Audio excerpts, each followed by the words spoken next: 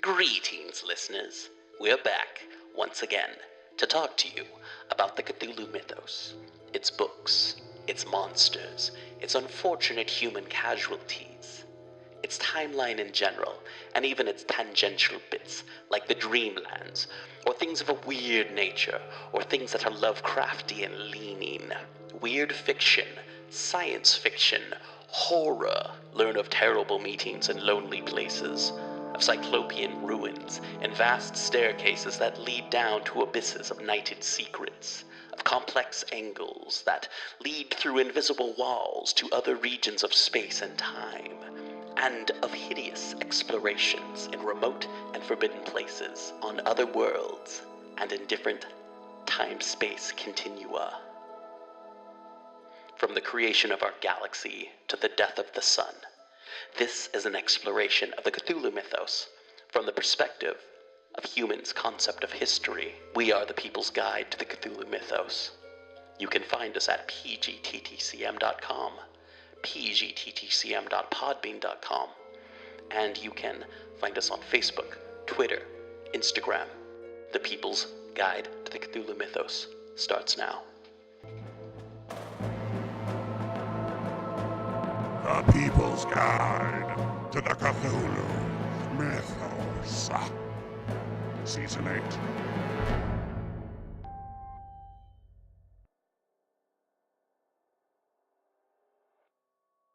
Greetings and welcome to The People's Guide to the Cthulhu Mythos. I am your host, D.B. Spitzer, and between episodes, 107 and 134, we will be talking about The Beetle.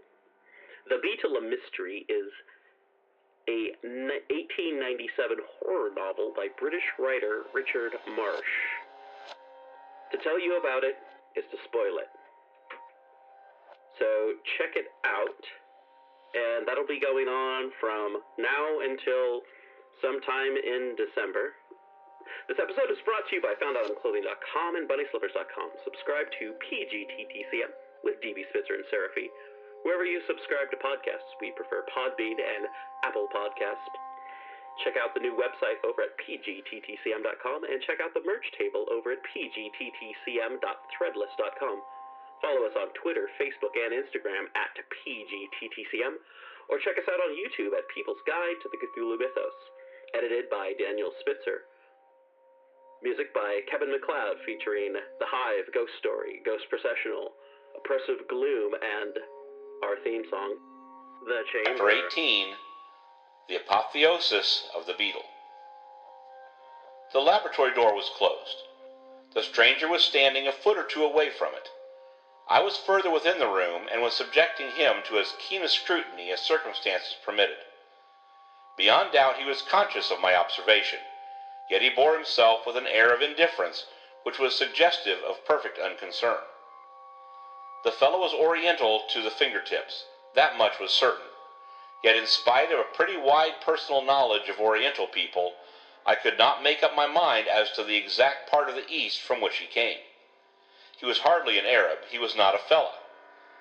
He was not, unless I erred, a Mohammedan at all. There was something about him which was distinctly not Mussulmanic.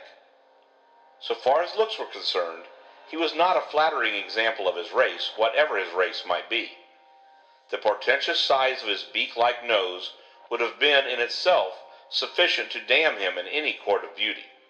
His lips were thick and shapeless, and this, joined to another peculiarity in his appearance, seemed to suggest that in his veins there ran more than a streak of Negro blood. The peculiarity alluded to was his semblance of great age. As one eyed him, one was reminded of the legends told of people who have been supposed to have retained something of their pristine vigor after having lived for centuries. As, however, one continued to gaze, one began to wonder if he really was so old as he seemed, if indeed he was exceptionally old at all.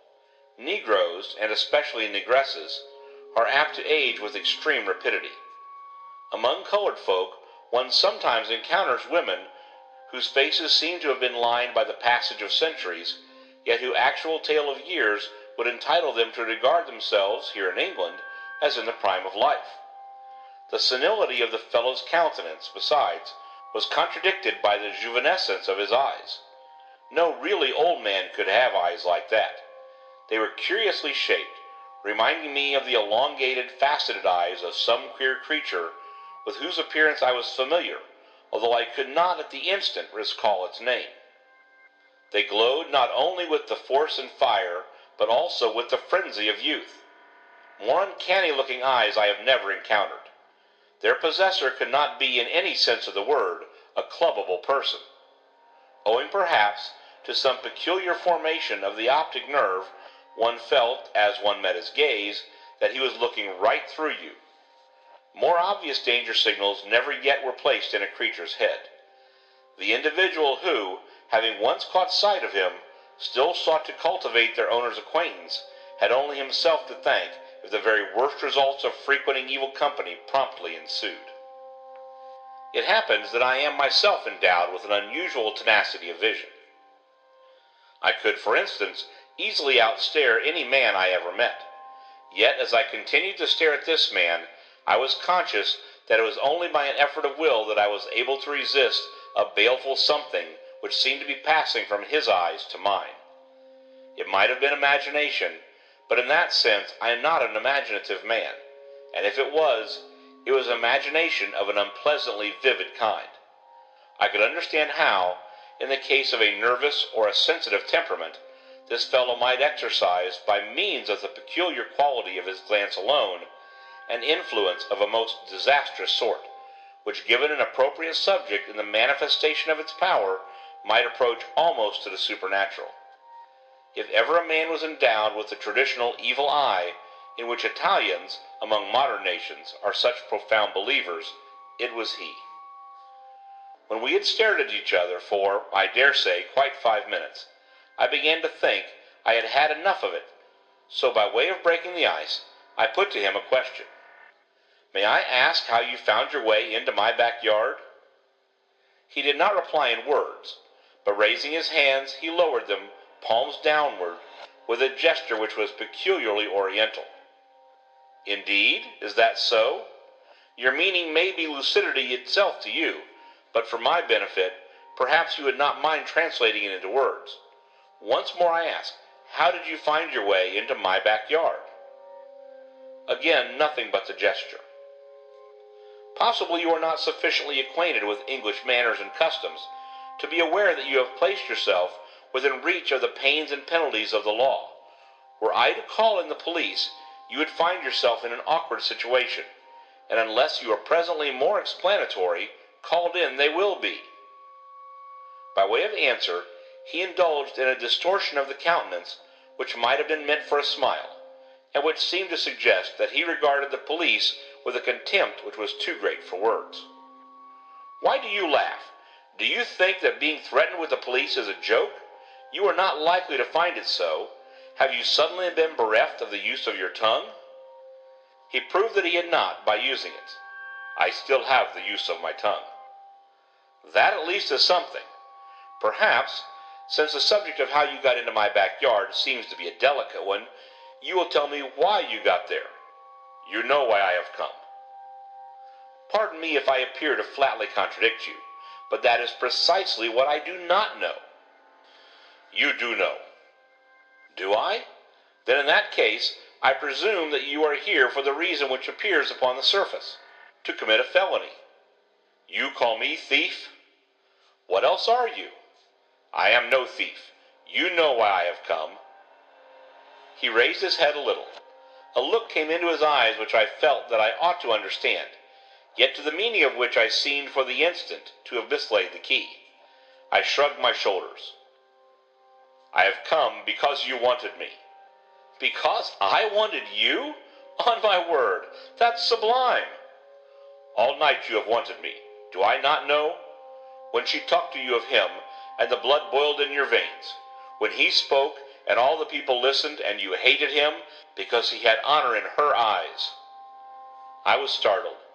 Either he meant what it appeared incredible that he could mean, or there was confusion somewhere. "Take my advice, my friend. Don't try to come the bunco steerer over me. I'm a bit in that line myself, you know." This time the score was mine. He was puzzled. "I know not what you talk of." "In that case we're equal. I know not what you talk of either." His manner for him was childlike and bland. "What is it you do not know? This morning did I not say, 'If you want me, then I come'?" "I fancy I have some faint recollection of your being so good as to say something of the kind, but where's the application?" "Do you not feel for him the same as I?" "Who's the him?" "Paul Lessingham." It was spoken quietly, but with a degree of, to put it gently, spitefulness, which showed that at least the will to do the apostle harm would not be lacking. "And pray, what is the common feeling which we have for him?" "Hate." Plainly with this gentleman, hate meant hate, in the solid oriental sense. I should hardly have been surprised if the mere utterance of the words had seared his lips. I am by no means prepared to admit that I have this feeling which you attribute to me, but even granting that I have, what then? Those who hate are kin. That also I should be slow to admit, but to go a step farther, what has all this got to do with your presence on my premises at this hour of the night? You love her. This time I did not ask him to supply the name, being unwilling that it should be soiled by the traffic of his lips. She loves him. That is not well. If you choose, she shall love you. That will be well. Indeed? And pray, how is this consummation, which is so devoutly to be desired, to be brought about? Put your hand into mine. Say that you wish it, it shall be done. Moving a step forward, he stretched out his hand towards me. I hesitated. There was that in the fellow's manner which, for the moment, had for me an unwholesome fascination. Memories flashed through my mind of stupid stories which have been told of compacts made with the devil. I almost felt as if I was standing in the actual presence of one of the powers of evil. I thought of my love for Marjorie, which had revealed itself after all these years, of the delight of holding her in my arms, of feeling the pressure of her lips to mine. As my gaze met his, the lower side of what the conquest of this fair lady would mean burned in my brain. Fierce imaginings blazed before my eyes. To win her, only to win her. What nonsense he was talking. What an empty brag it was. Suppose, just for the sake of the joke, I did put my hand in his, and did wish right out what it was plain he knew. If I wished, what harm would it do? It would be the purest jest. Out of his own mouth he would be confounded, for it was certain that nothing would come of it. Why should I not do it then? I would act on his suggestion. I would carry the thing right through. Already I was advancing towards him when I stopped. I don't know why. On the instant my thoughts went off at a tangent. What sort of a blackguard did I call myself that I should take a woman's name in vain for the sake of playing fool's tricks with such scum of the earth as the hideous vagabond in front of me? And that the name of the woman whom I loved? Rage took hold of me. "You hound," I cried. In my sudden passage from one mood to another, I was filled with the desire to shake the life half out of him. But so soon as I moved a step in his direction, intending war instead of peace, he altered the position of his hand, holding it out toward me as if forbidding my approach. Directly he did so, quite involuntarily, I pulled up dead, as if my progress had been stayed by bars of iron and walls of steel. For the moment, I was astonished to the verge of stupefaction. The sensation was peculiar. I was as incapable of advancing another inch in his direction as if I had lost the use of my limbs. I was even incapable of attempting to attempt the advance. At first I could only stare and gape. Presently I began to have an inkling of what had happened. The scoundrel had almost succeeded in hypnotizing me. That was a nice thing to happen to a man of my sort at my time of life. A shiver went down my back. What might have occurred if I had not pulled up in time? What pranks might a creature of that character not have been disposed to play?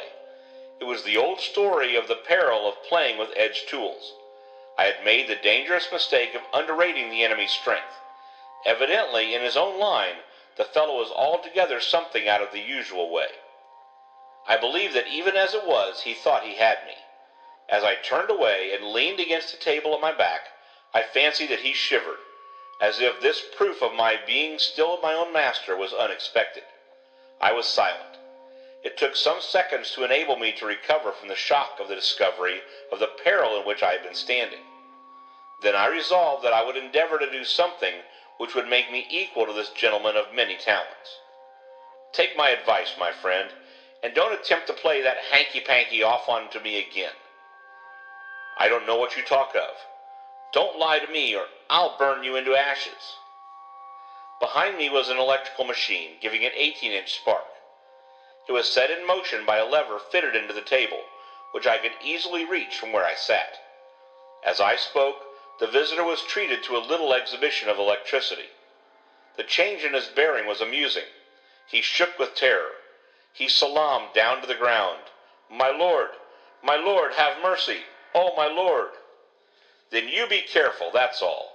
You may suppose yourself to be something of a magician, but it happens, unfortunately for you, that I can do a bit in that line myself.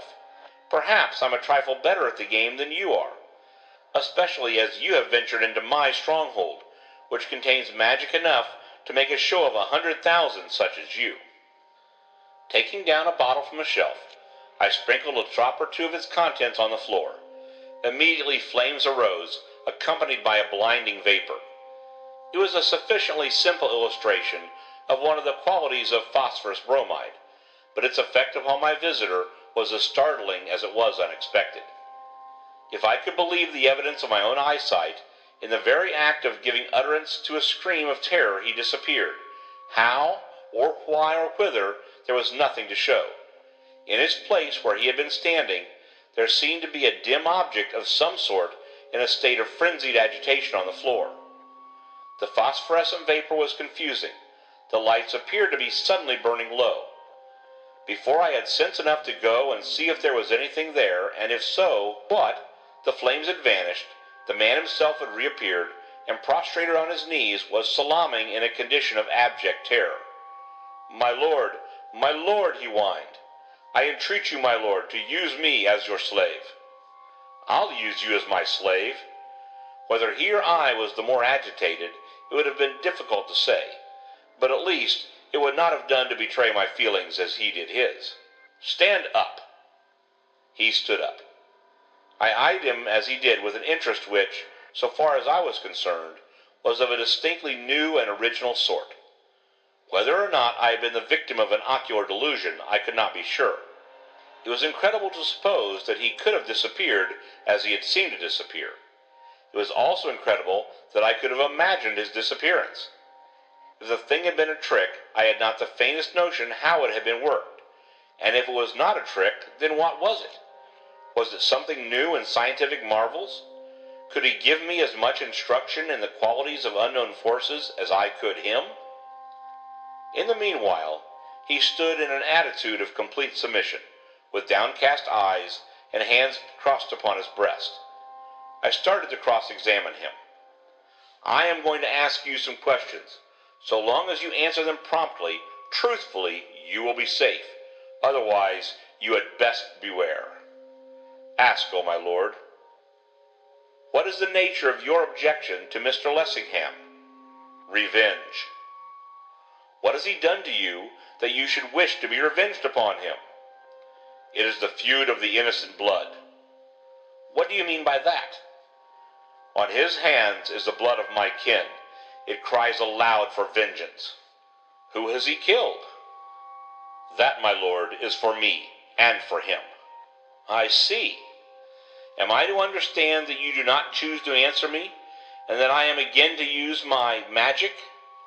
I saw that he quivered. My lord, he has spilled the blood of her who is lain upon his breast. I hesitated. What he meant appeared clear enough. Perhaps it would be as well not to press for further details. The words pointed to what it might be courteous to call an Eastern romance, though it was hard to conceive of the apostle figuring as the hero of such a theme. It was the old tale retold, that to the life of every man there is a background, that it is precisely in the unlikeliest cases that the background's darkest. What would that penny plain and tuppence colored bogey, the nonconformist conscience, make of such a story if it were emblazoned through the land? Would Paul not come down with a run? Spilling blood is a figure of speech, pretty perhaps, but vague. If you mean that Mr. Lessingham has been killing someone, your surest and most effectual revenge would be gained by an appeal to the law. What has the Englishman's law to do with me? If you can prove that he has been guilty of murder, it would have a great deal to do with you. I assure you that at any rate, in that sense, the Englishman's law is no respecter of persons. Show him to be guilty, and it would hang Paul Lessingham as indifferently and as cheerfully as it would hang Bill Brown. Is that so? It is so as, if you choose, you will be easily able to prove to your own entire satisfaction. He had raised his head, and was looking at something which he seemed to see in front of him with a maleficent glare in his sensitive eyes which it was not nice to see. He would be shamed? Indeed he would be shamed. Before all men. Before all men, and I take it before all women too. And he would hang? If shown to have been guilty of wilful murder, yes. His hideous face was lighted up by a sort of diabolical exultation, which made it, if that were possible, more hideous still. I had apparently given him a wrinkle which pleased him most consummately. Perhaps I will do that in the end. In the end. He opened his eyes to their widest limits, then shut them tight, as if to gloat on the picture which his fancy painted. Then reopened them. In the meantime, I shall have vengeance on my own fashion. He knows already that the avenger is upon him. He has good reason to know it. And through the days and nights the knowledge will be with him still, and it shall be to him as the bitterest of death, aye, of many deaths. For he will know that escape there is none, and that for him there shall be no more sun in the sky, and that the terror shall be with him by night and by day, at his rising up and at his laying down. Wherever his eye shall turn, it shall be there. Yet behold, the sap and the juice of my vengeance is in this, in that though he shall be very sure that the days that are, as are the days of his death, yet shall he know that the death, the great death, is coming, and shall be on him when I will. The fellow spoke like an inspired maniac. If he meant half what he said, and if he did not, then his looks and his tone belied him, then a promising future bade fair to be in store for Mr. Lessingham, and also, circumstances being as they were, for Marjorie. It was this latter reflection which gave me pause. Either this imprecatory fanatic would have to be disposed of by Lessingham himself, or by someone acting on his behalf, and, so far as their power of doing mischief went, his words proved empty windbags, or Marjorie would have to be warned that there was at least one passage in her suitor's life into which, ere it was too late, it was advisable that inquiry should be made. To allow Marjorie to irrevocably link her fate with the apostles, without being first of all made aware that he was, to all intents and purposes, a haunted man, that was not to be thought of. You employ large phrases. My words cooled the other's heated blood. Once more his eyes were cast down, his hands crossed upon his breast. I crave my lord's pardon. My wound is ever new. By the way, what was the secret history this morning of that little incident of the cockroach? He glanced up quickly. Cockroach? I know not what you say. Well, was it a beetle then? Beetle? He seemed all at once to have lost his voice. The word was gasped. After you went, we found upon a sheet of paper a capitally executed drawing of a beetle, which I fancy you must have left behind. Scarabus saucer, wasn't it? I know not what you talk of. Its discovery seemed to have quite a singular effect on Mr. Lessingham. Now why was that? I know nothing. Oh yes you do. And before you go, I mean to know something too. The man was trembling, looking this way and that, showing signs of marked discomfiture. That there was something about that ancient scarab which figures so largely in the still unraveled tangles of the Egyptian mythologies, and the effect which the mere sight of its cartouche, for the drawing had resembled something of the kind, had on such a seasoned vessel as Paul Lessingham, which might well be worth my finding out, I felt convinced. The man's demeanor on my recurring to the matter told its own plain tale. I made up my mind, if possible, to probe the business to the bottom, then and there. Listen to me, my friend. I am a plain man, and I use plain speech. It's a kind of hobby I have. You will give me the information I require, and that at once, or I will pit my magic against yours, in which case I think it extremely probable that you will come off worse from the encounter. I reached out for the lever, and the exhibition of electricity recommenced. Immediately his tremors were redoubled. My lord, I know not of what you talk. None of your lies for me. Tell me why, at the sight of the thing on that sheet of paper, Paul Lessingham went green and yellow. Ask him, my lord. Probably, later on, that is what I shall do. In the meantime, I am asking you. Answer, or look out for squalls. The electrical exhibition was going on. He was glaring at it as if he wished that it would stop. As if ashamed of his cowardice, plainly on a sudden, he made a desperate effort to get the better of his fears, and succeeded better than I had expected or desired. He drew himself up with what, in him, amounted to an air of dignity. I am a child of Isis. It struck me that he made this remark not so much to impress me, as with a view of elevating his own low spirits. Are you? Then in that case, I regret that I am unable to congratulate the lady on her offspring. When I said that, a ring came into his voice which I had not heard before. Silence. You know not of what you speak. I warn you, as I warned Paul Lessingham, be careful not to go too far. Be not like him. Heed my warning. What is it I am being warned against? The beetle? Yes, the beetle. Were I upon oath, and this statement being made in the presence of witnesses, say in a solicitor's office, I standing in fear of pains and penalties, I think that at this point I should leave the paper blank.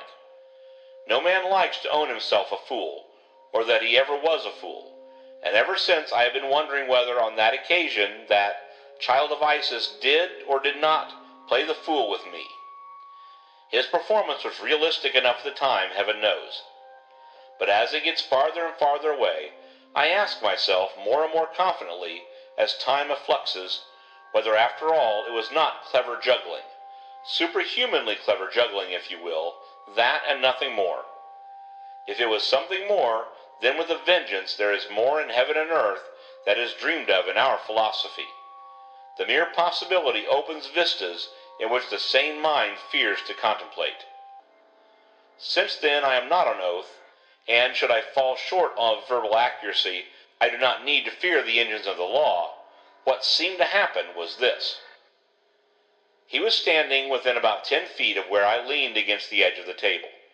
The light was full on, so that it was difficult to suppose that I could make a mistake as to what took place in front of me.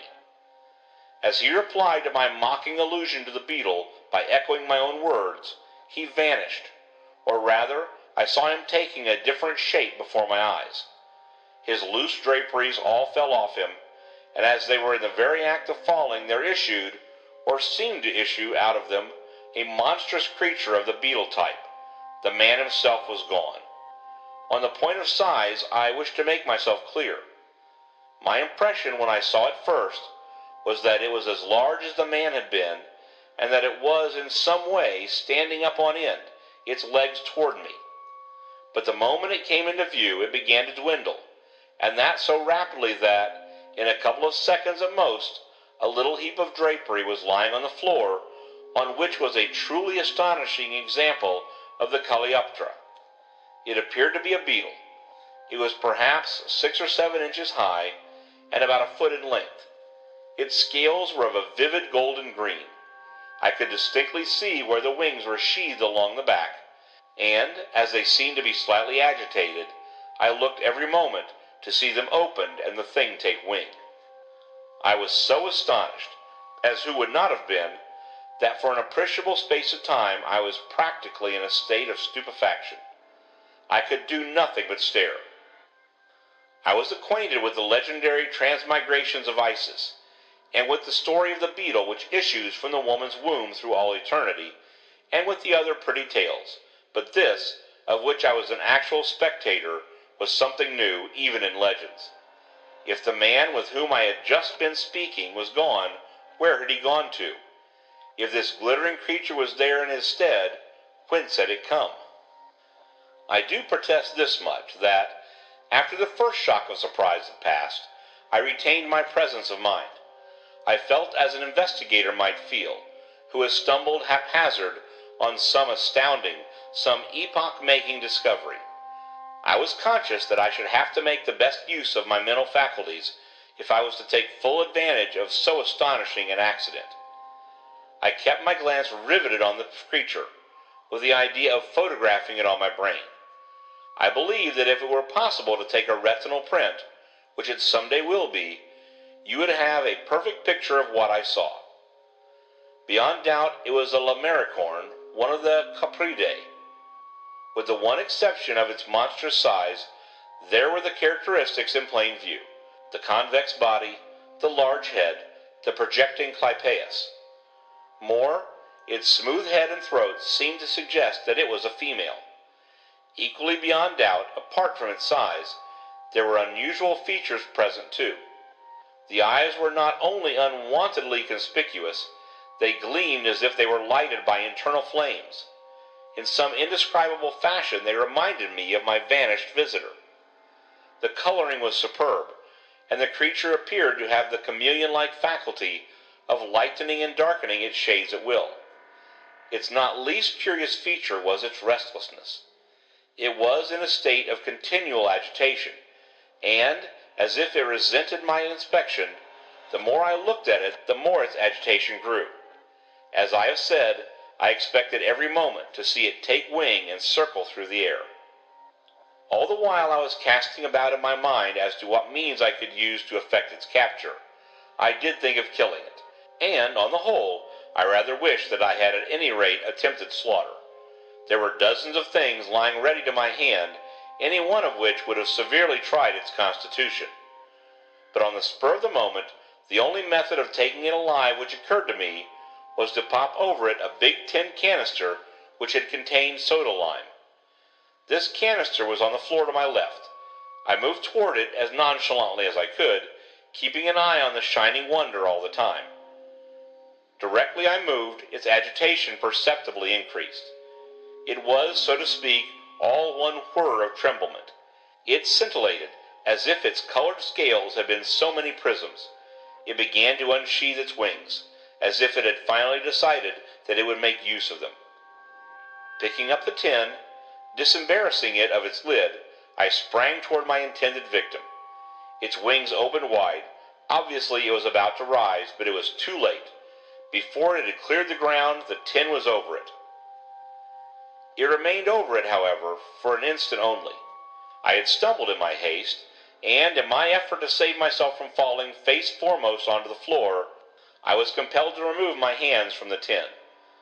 Before I was able to replace them, the tin was sent flying, and while I was still partially recumbent, within 18 inches of me, that beetle swelled and swelled until it had assumed its former portentous dimensions, when, as it seemed, it was enveloped by a human shape, and in less time than no time, there stood in front of me, naked from top to toe, my truly versatile Oriental friend. One startling fact nudity revealed. I had been egregiously mistaken on the question of sex. My visitor was not a man, but a woman, and judging from the brief glimpse which I had of her body, by no means old or ill-shaped either. If that transformation was not a bewildering one, then 2 and 2 makes 5. The most level-headed scientist would temporarily have lost his mental equipoise on witnessing such a quick change as that within a span or two of his own nose. I was not only witless, I was breathless too. I could only gape. And while I gaped, the woman, stooping now, picked up her draperies, began to huddle them on her anyhow, and also to skedaddle towards the door which led into the yard. When I observed this last maneuver, to some extent I did rise to the requirements of the situation. Leaping up, I rushed to stay her flight. "Stop!" I shouted, but she was too quick for me. Ere I could reach her, she had opened the door and was through it, and what was more, she had slammed it in my face. In my excitement, I did some fumbling with the handle. When, in my turn, I was in the yard, she was out of sight. I did fancy I saw a dim form disappearing over the wall at the further side, and I made for it as fast as I knew how. I clambered onto the wall, looking this way and that, but there was nothing and no one to be seen. I listened for the sound of retreating footsteps, but all was still. Apparently I had the entire neighborhood to my own sweet self. My visitor had vanished. Time devoted to pursuit I felt would be time ill spent. As I returned across the yard, Woodville, who was still taking his rest under the open canopy of heaven, sat up. Seemingly my approach had roused him out of slumber. At sight of me he rubbed his eyes and yawned and blinked. "I say," he remarked, not at all unreasonably, "where am I?" "You're on holy or on haunted ground, hang me if I know which, but that's where you are, my boy." "By Jove, I'm feeling queer. I have got a headache, don't you know?" "I shouldn't be the least surprised at anything you have or haven't. I'm beyond surprise. It's a drop of whiskey you are wanting, and what I'm wanting too, only for goodness sake, drop me none of your drops. Mine is a case for a bottle at the least." I put my arm through his, and went with him into the laboratory, and when we were in, I shut and locked and barred the door. End of Chapter 18. Recording by Alan Winterowd. Boomcoach.blogspot.com